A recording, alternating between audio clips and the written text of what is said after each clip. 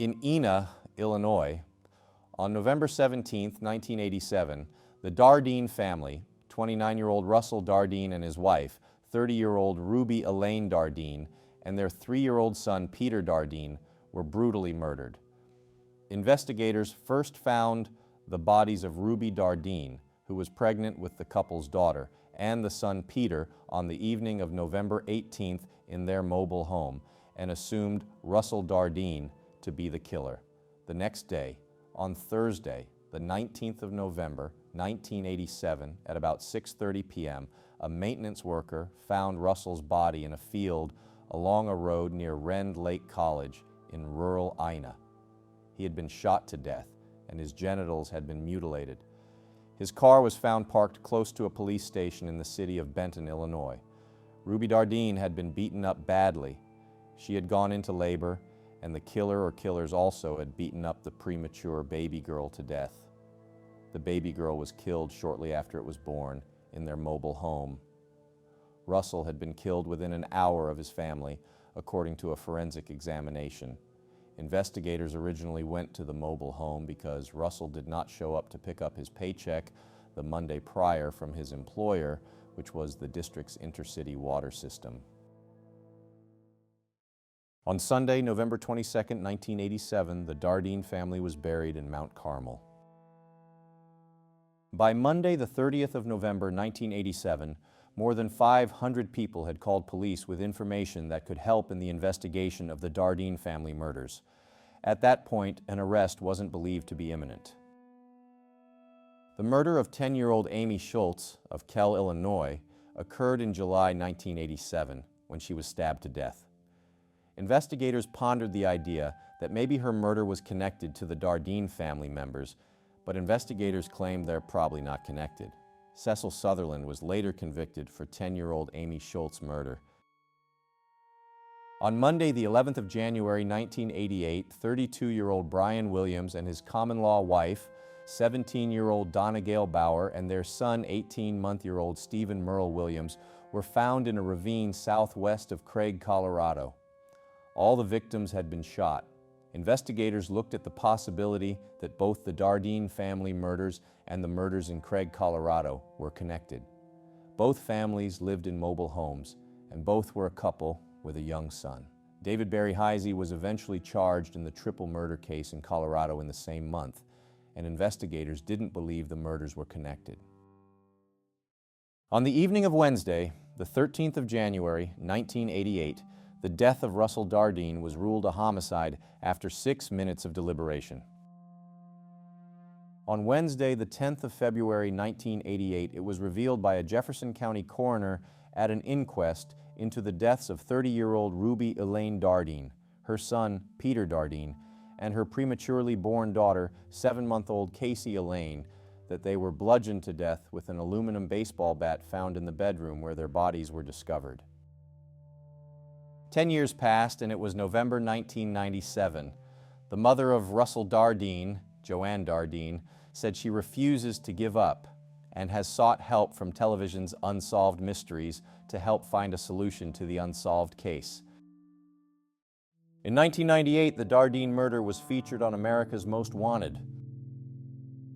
In a Southern Illinois article on Monday, the 7th of December, 1998, it was revealed a man named Charles Parker, who was head of the investigation for the Illinois State Police, claimed 2 main theories the detective had discussed had to do with scenarios involving a drug conspiracy or a sexual relationship.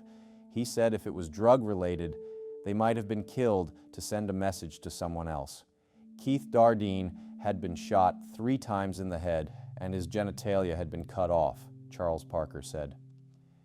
He said that detail, combined with the fact that Ruby was 7.5 months pregnant and that the beating likely induced the birth of the infant, who was then beaten to death, are factors that leave the sexual motive open.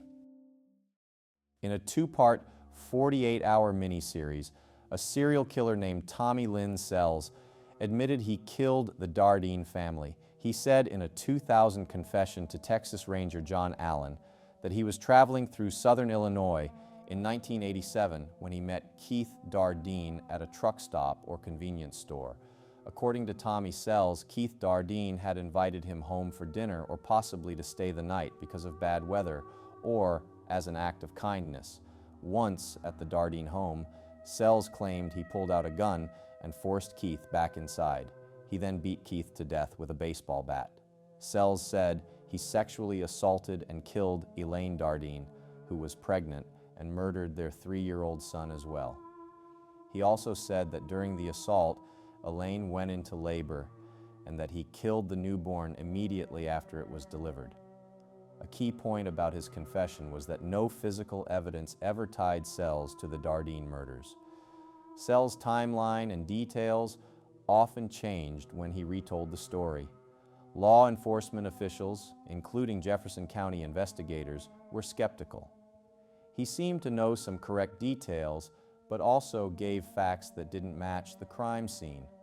Sells was known to confess to murders he didn't commit sometimes to gain attention or avoid extradition to states with the death penalty. Despite doubts, his account generally fit the brutality and randomness of the Dardeen case. Sells got some things right, claiming where Keith's car turned up abandoned in Benton with blood inside, Keith's condition and where he was found, shot, castrated, and his body was discovered in a field near the home. What happened inside the trailer? Elaine and Peter were beaten to death, Elaine went into labor, and the newborn was also killed. Duct tape bindings were found at the scene, and in one version of Sells' account, he got that correct. Sells said the family had some watermelon ceramics, which seemed like a guess that may have been correct. Sells was wrong when he said Keith's wife had her breasts cut off, and details of the crime were released to the public before Sells confessed, and no details that weren't known to the public was revealed by Sells. The case remained unsolved after Sells' confessions. On Thursday, the 3rd of April 2014, Tommy Lynn Sells was executed by lethal injection. The mother of Keith Dardeen, Joanne Dardeen, was skeptical of his claims, but wanted him to stay alive until she knew he positively didn't do it. It was 2016, and 29 years had passed, and the case still remained unsolved. In a KFV's 12 article in 2019, it was revealed that a 2015 police report from Dardeen's hometown in Mount Carmel detailed the discovery of disturbing writing and violent messages about the case that had been found on the wall of a house hidden under old wallpaper. Keith's mother, Joanne, tried to talk to state police about it, and she couldn't get anything from them. Captain Burge said the wall did not produce any new leads but remains in evidence. In the article, Captain Burge said the investigators wanted to do some DNA testing on some items. It was later revealed in later articles that Elaine Dardeen was found in her waterbed, apparently lying partially sitting up, having been struck multiple times with a baseball bat. Peter Dardeen was also found in the same bed, also beaten to death, and the newborn infant was found beside Elaine, either on or near the bed, having been delivered during or immediately after the attack. All had been bound and gagged by duct tape. More detailed information was also revealed about Keith Dardeen, that he was shot to death inside the red car several times, and that he had been castrated, and that his head or face had been covered or wrapped in a cloth, sometimes described as a sheet, blanket, or piece of fabric. The railroad killer Angel Maturino Resendez was another person of interest who could have potentially been a suspect in the Dardeen family murders. He killed in Texas, Florida, California, Kentucky, and Georgia, and his final murders, 2 murders, occurred in Illinois in 1999.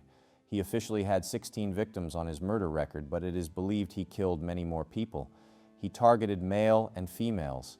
He murdered an unidentified man who he believed was involved in black magic, and that's why he killed him. The man's body was never found, except for what Angel Resendez told authorities. His modus operandi would be bludgeoning his victim with an item such as a pickaxe, a piece of plywood, a railcar air brake hose coupling, or a brick, and he even used guns, shooting one of his victims in the head with a shotgun. On paper, he is a decent person of interest, but the Illinois authorities did not find any timeline or physical evidence or confession that could tie him to southern Illinois around the time the Dardeen murders occurred. There have been many theories tied to this case, and the motive has been the main mystery as to why and for what reason this family was brutally murdered. A devil worship motive and more serious motives like a drug-related motive and sexual motives have been brought up through the years. Hopefully someone out there knows the answer and knows who the killer or killers are. Hopefully an arrest or arrests are made and this case is eventually solved and the loved ones of the Dardeens will finally get some closure.